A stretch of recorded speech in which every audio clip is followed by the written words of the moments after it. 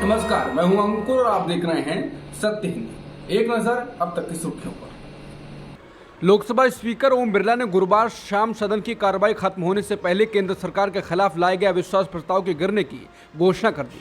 इससे पहले इस अविश्वास प्रस्ताव को लेकर 3 दिन तक सत्ता पक्ष और विपक्ष के सांसदों की ओर से अपने विचार रखे गए। विपक्ष इस अविश्वास प्रस्ताव को मणिपुर के मुद्दे पर लेकर आया था। पीएम मोदी की ओर से जवाब दिए जाने के बाद लोकसभा स्पीकर ने इस मुद्दे पर ध्वनि मतदान से मतदान कराया, जिसके बाद प्रस्ताव गिरने का ऐलान किया गया। लोकसभा में अविश्वास प्रस्ताव पर प्रधानमंत्री मोदी के भाषण के बीच हंगामा हुआ और विपक्ष ने वॉकआउट कर दिया। प्रधानमंत्री मोदी ने कहा कि बार बार लोगों द्वारा विश्वास जताने के लिए वो धन्यवाद देने आए हैं। पीएम मोदी का ज्यादातर भाषण विपक्षी गठबंधन इंडिया पर हमला करने के बाद बीता। पीएम मोदी ने कहा कि इन्होंने अविश्वास प्रस्ताव की आड़ में जनता के आत्मविश्वास को तोड़ने की विफल कोशिश की है। भारत की कोई अच्छी बात ये नहीं सुन सकते। आज गरीब के दिल में अपने सपने पूरा करने का भरोसा है। आज देश में गरीबी तेजी से घट रही है। उन्होंने कहा कि सत्ता के बिना किसी का ऐसा हाल हो जाता है, ये नहीं पता था। पता नहीं क्यों कुछ लोग भारत माता की मृत्यु की कामना कर रहे हैं। पीएम मोदी ने कहा कि जो उनके मन में है वो बाहर आ जाता है। पीएम मोदी ने कहा कि कल यहाँ दिल से बात करने की बात कही गई। उन्होंने कहा कि उनके दिमाग का हाल तो देश लंबे समय से जानता है, अब उनके दिल का भी पता चल गया। इनको मोदी प्रेम ऐसा है कि 24 घंटे मोदी ही याद आता है। पीएम मोदी ने विपक्षी गठबंधन इंडिया को आज भी घमंडिया कहा। उन्होंने कहा ये लोग भारत को टॉप 3 अर्थव्यवस्था बनाने की गारंटी नहीं दे सकते, ये मोदी दे सकता है, ये मेरी देश को गारंटी है। पीएम मोदी ने कहा ये लोग तो ये कहते हैं कि बिना कुछ किए तीसरे पर हम आ जाएंगे। इसका मतलब है कि कांग्रेस के पास ना नीति है, ना समझ है, ना भारत की ताकत का पता है। इसीलिए कह रहे हैं कि सोए सोए सब हो जाएगा। ये वजह है कि कांग्रेस के शासन में भारत में गरीबी बढ़ती गई। पीएम मोदी ने कहा ये ऐसे लोग हैं जो दिन रात कोसते रहते हैं, इनकी फितरत है। इनका फेवरेट नारा है मोदी तेरी कब्र खुदेगी। लेकिन मेरे लिए इनकी ये गालियां, ये अपशब्द, इसका भी टॉनिक बना देता हूं। पीएम मोदी ने कहा आज मैं सदन में कुछ सीक्रेट बताता हूं। मेरा पक्का विश्वास हो गया है कि विपक्ष के लोगों को एक सीक्रेट वरदान मिला है और वरदान ये है ये लोग जिसका बुरा चाहेंगे उसका भला ही होगा। एक उदाहरण मौजूद है। पीएम मोदी ने अपनी तरफ इशारा करते हुए कहा। पीएम मोदी ने कहा कि 2028 में जब आप अविश्वास प्रस्ताव लेकर आएंगे तब देश टॉप 3 में होगा। ये देश का विश्वास है। उन्होंने कहा कि हमारे विपक्ष की फितरत में अविश्वास भरा पड़ा है। पीएम मोदी ने कहा कि भारत के लोगों का कांग्रेस के प्रति नो कॉन्फिडेंस का भाव बहुत गहरा गया है। उन्होंने कहा कि कांग्रेस अपने घमंड से इतनी चूर हो गई है कि उसको जमीन दिखाई तक नहीं देती है। देश के कई हिस्सों में कांग्रेस को जीत दर्ज करने में अनेक दशक लग गए हैं। तमिलनाडु में कांग्रेस आखिरी बार 1962 में जीती थी। 61 वर्षों से तमिलनाडु कह रहा है कि कांग्रेस नो कॉन्फिडेंस। बंगाल में उन्हें 1972 में मिली थी। 51 सालों से बंगाल वाले लोग कह रहे हैं Congress no confidence. UP, Bihar और गुजरात पिछले 38 वर्षों से कांग्रेस से कह रहा है नो कॉन्फिडेंस।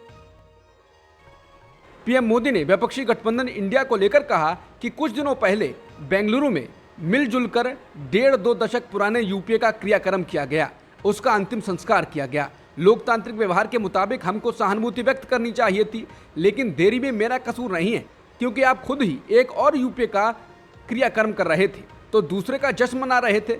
खंडहर पर नया प्लास्टर लगाने का आप जश्न मना रहे थे, नया पेंच लगाने का। दशकों पुरानी खटारा गाड़ी को इलेक्ट्रिक व्हीकल बनाने के लिए इतना बड़ा मजमा लगाया गया था। मजमा खत्म होने से पहले ही क्रेडिट लेने के लिए सिर्फ टप्पल हो गया।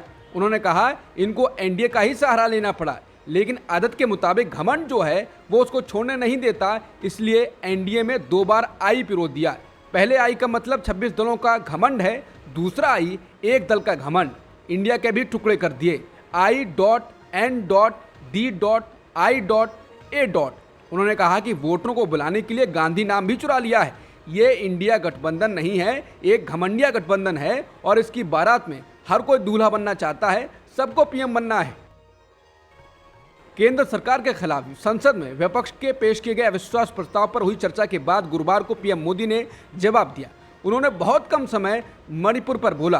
पीएम मोदी ने मणिपुर पर तब बोला जब विपक्ष वॉकआउट कर चुका था।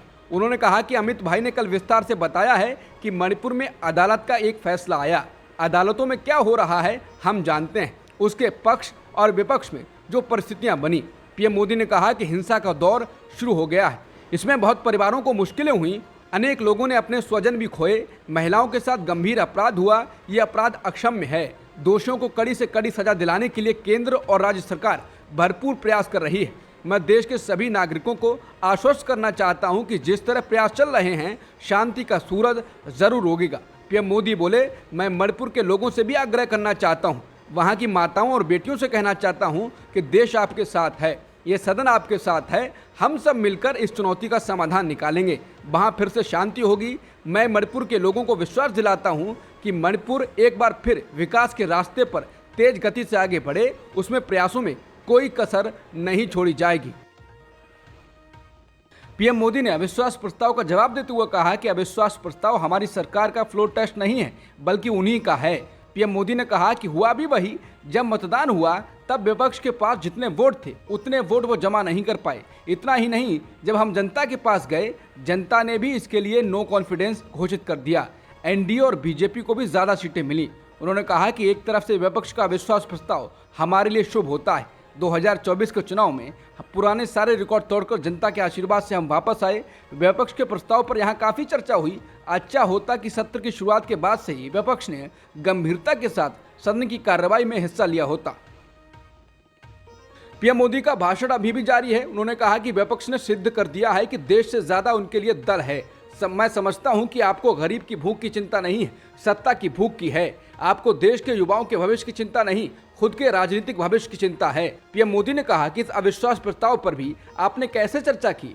फील्डिंग विपक्ष ने बनाई थी, लेकिन चौके छक्के बीजेपी की ओर से लगे। इधर से सेंचुरी हो रही है, उधर से नो बॉल हो रही है। तैयारी करके क्यों नहीं आते हो? थोड़ी मेहनत करिए। 2018 में मैंने कहा था, अब 5 साल हो गए हैं, आप तैयारी नहीं कर पाए। क्या हाल है आपका? आप ये मत भूलिए, देश आपको देख रहा है, लेकिन हर बार देश को आपने निराशा के सिवा कुछ नहीं दिया है। उन्होंने कहा कि विपक्ष के रवैये पर कहूंगा कि जिनके वही खाते बिगड़े हुए हैं, वो भी हमसे हमारा हिसाब मांगते हैं। कांग्रेस पार्टी ने गुरुवार को दावा किया है कि पीएम मोदी ने संसद में अविश्वास प्रस्ताव पर जवाब देते हुए मणिपुर पर सिर्फ 2 मिनट लंबा जवाब दिया। कांग्रेस नेता सुप्रिया श्रीनेत ने अपने ट्विटर अकाउंट पर लिखा, मणिपुर पर पीएम मोदी 6:44 पर बोलना शुरू किया और 6:40 पर वो खत्म कर देते हैं। 100 दिन से जलते मणिपुर पर 2 मिनट बोले इस देश के प्रधानमंत्री और ठीक रहा, न्यायालय पर फोड़कर इधर उधर की बात करने लगे। इससे पहले कांग्रेस समेत विपक्ष के तमाम सांसदों ने सदन से वॉकआउट किया। उन्होंने कहा कि इंडिया गठबंधन को बाहर निकलना पड़ा ताकि प्रधानमंत्री मणिपुर पर बोल सकें। लोकसभा में अविश्वास प्रस्ताव पर राहुल गांधी की स्पीच को संसद टीवी पर ना दिखाए जाने के आरोपों पर संसदीय कार्य मंत्री प्रहलाद जोशी ने प्रतिक्रिया दी। मीडिया से बात करते हुए उन्होंने कहा कि संसद टीवी ना तो स्पीकर के हाथ में है और ना ही हमारे। जोशी ने कहा कि किसी सांसद के भाषण से असंसदीय शब्दों को हटाना दशकों से चली आ रही सामान्य संसदीय परंपरा है, ये आज शुरू नहीं हुई है। बता दें, कांग्रेस ने संसद टीवी पर आरोप लगाते हुए कहा था कि लोकसभा में जब पार्टी के नेता राहुल गांधी बोल रहे थे तब ज्यादातर वक्त कैमरा उन पर नहीं था। कांग्रेस के मुताबिक राहुल गांधी जब बोल रहे थे तब उन पर 40% से कम वक्त कैमरा रहा था। कांग्रेस महासचिव जयराम रमेश ने कहा कि राहुल गांधी 37 मिनट बोले, लेकिन संसद टीवी के कैमरे ने उन्हें सिर्फ 14 मिनट 37 सेकंड दिखाया। इसके अलावा लोग स्मृति ईरानी के भाषण की बात कर रहे हैं, जिनको संसद टीवी में बहुत अधिक दिखाया गया। संसद में अविश्वास प्रस्ताव पर चर्चा के दौरान गृहमंत्री अमित शाह ने बुधवार को राहुल गांधी पर कलाबत्ती का नाम लेकर निशाना साधा। अमित शाह ने कहा कि सदन में एक नेता हैं जिनको 13 बार लॉन्च किया गया और 13 बार लॉन्चिंग फेल हुआ। उनका एक लॉन्चिंग मैंने देखा है। एक गरीब महिला कलावती के घर वो भोजन करने गए, यहीं पीछे बैठकर गरीबी का ऐसा वर्णन किया कि द्रवित हो जाएं। शाह ने कहा कि बड़ा अच्छा है कि आप इतने बड़े आदमी होकर गरीब कलावती के घर गए, भोजन किया।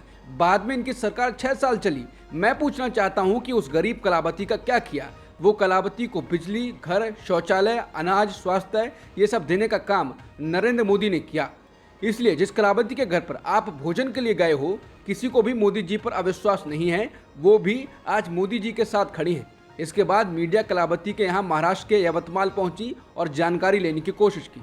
बीबीसी की रिपोर्ट के अनुसार इंडिया टुडे ग्रुप के न्यूज चैनल से बात करते हुए कलावती के बेटे ने कहा, किसानों की हालत जानने के लिए राहुल गांधी महाराष्ट्र में घूम रहे थे, तब वो अचानक हमारे घर आए, पैसों से हमारी मदद की। राहुल गांधी के जाने के बाद पाठक साहब हैं, उन्होंने हमें 30 लाख की एफडी दी, फिर घर मंजूर किया, लाइट दी, पानी दिया, कंट्रोल दिया, ये सारी चीज़ें हमें राहुल गांधी ने दी। इंडिया टुडे से बात करते हुए कलावती बांदुरकर ने कहा कि मोदी झूठ बोल रहे हैं कि मदद नहीं की, उसके बावजूद मदद की है। ये बोलने का क्या मतलब है? बोलने में कुछ भी बोलते हैं कि मैंने मदद की है, वहीं कलावती बोली कि मैंने मदद की है। ऐसा बोलने में क्या जाता है? मेरी कोई मदद नहीं की है, घर दिया था, पर यह घर मुझे 2008 में ही मंजूर हुआ था। मेरी मदद सिर्फ राहुल गांधी और कांग्रेस ने ही की है। बता दें, कलावती के पति ने साल 2005 में आत्महत्या कर ली थी। इसके बाद राहुल गांधी ने साल 2008 में कलावती के घर का दौरा किया था और उनसे मुलाकात की थी। इसी का जिक्र अमित शाह ने किया। हालांकि कलावती के बयान के बाद अमित शाह घिर गए हैं। देश की न्यायपालिका और कार्यपालिका एक बार फिर नए टकराव की ओर बढ़ रही है। ये टकराव चुनाव आयोग चयन समिति से सुप्रीम कोर्ट के चीफ जस्टिस के नाम हटाने को लेकर है। केंद्र सरकार एक ऐसा विधेयक लाई है जो सीजीआई को देश के शीर्ष चुनाव अधिकारियों की नियुक्ति प्रक्रिया से बाहर कर देगा। मुख्य चुनाव आयुक्त और अन्य चुनाव आयुक्त विधेयक 2023 गुरुवार को राज्यसभा में पेश किया जा रहा है। इसमें प्रस्ताव है कि मतदान अधिकारियों की नियुक्ति राष्ट्रपति द्वारा एक पैनल की सिफारिश पर की जाएगी। प्रधानमंत्री, लोकसभा में विपक्ष के नेता और प्रधानमंत्री द्वारा नामित केंद्रीय कैबिनेट मंत्री इसके सदस्य होंगे। प्रधानमंत्री पैनल की अध्यक्षता करेंगे। अभी तक इस समिति में चीफ जस्टिस भी हैं, लेकिन जब यह विधेयक कानून बन जाएगा तो चीफ जस्टिस इस समिति का हिस्सा नहीं होंगे। आरबीआई की मौद्रिक नीति समिति की बैठक के बाद रेपो रेट में कोई भी बदलाव नहीं करने का फैसला किया गया है। बता दें, देश में लगातार महंगाई बढ़ती जा रही है। अब वो चाहे हरी सब्जियों की बात हो या फिर घर के राशन की, महंगाई को कंट्रोल करने के लिए आरबीआई ने लगातार तीसरी बार नीतिगत दरों में कोई बदलाव नहीं किया। हालांकि आरबीआई गवर्नर ने कहा कि इस वित्त वर्ष खुदरा महंगाई 5.4% की दर से बढ़ेगी। बता दें, रेपो रेट वो दर होती है जिस पर आरबीआई दूसरे बैंकों को कर्ज देता है। अगर रेपो रेट बढ़ाई जाती है तो बैंकों को रिजर्व बैंक से महंगी दर पर कर्ज मिलता है, जिसके चलते लोन लेने वालों की मुश्किलें बढ़ जाती हैं। राष्ट्रपति आरिफ अलवी ने निवर्तमान प्रधानमंत्री शहबाज शरीफ की सलाह पर बुधवार आधी रात को नेशनल असेंबली यानी एनए को भंग करने को मंजूरी दे दी, जिससे वर्तमान सरकार के कार्यकाल का अंत हो गया। पाकिस्तान के द डॉन अखबार ने जानकारी दी। असेंबली को भंग करने की अधिसूचना एवान ए सदर ने जारी की थी, जिसमें कहा गया था कि एनए को संविधान के अनुच्छेद 58 के तहत भंग कर दिया गया है। अनुच्छेद 58 के अनुसार यदि राष्ट्रपति प्रधानमंत्री की सिफारिश के बाद 48 घंटे के भीतर विधानसभा को भंग करने में विफल रहते हैं तो विधानसभा खुद ही भंग हो जाती है। इस बीच प्रधानमंत्री शहबाज और नेशनल असेंबली में विपक्ष के नेता के पास कार्यवाहक प्रधानमंत्री का नाम तय करने के लिए संविधान के अनुसार अब 3 दिन का समय है, लेकिन अगर वो किसी नाम पर सहमत होने में नाकाम रहते हैं तो मामला स्पीकर द्वारा गठित एक समिति के पास भेजा जाएगा, जिसे 3 दिनों के भीतर अंतरिम पीएम के लिए एक नए नाम को अंतिम रूप देना होगा। अब तक की खबरों में इतना ही। बाकी खबरों के लिए बने रहिए सत्यहिंदी.com के साथ।